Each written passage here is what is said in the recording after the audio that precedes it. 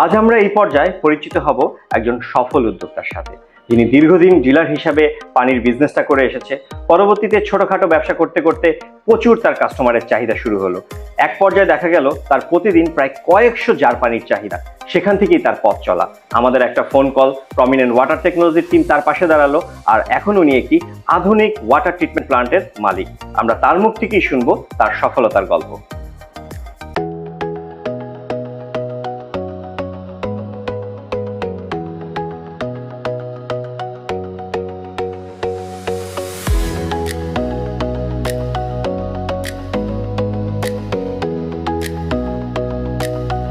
ধন্যবাদ prominent water টেকনোলজিকে, তাদের সহযোগিতায় আজকে আমার এই অবস্থান।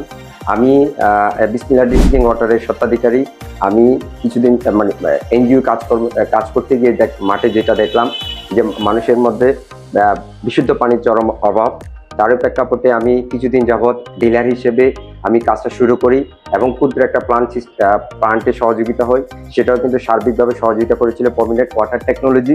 এবং তাদের উদ্যোগে, যেহেতু আমার দৈনিক চাহিদা বেড়ে যাওয়াতে মানুষের চাহিদা এবং মানুষকে সেই বিশুদ্ধ পানির অভাব পূরণ করতে গিয়ে আমি আবার তাদের দ্বারস্থ হই এবং তাদের সহযোগিতায়, প্রমিনেন্ট ওয়াটার টেকনোলজির সহযোগিতায় আজকে আমি আবার বিসমিল্লাহ ড্রিঙ্কিং ওয়াটারের অবস্থানে চলে আসছি।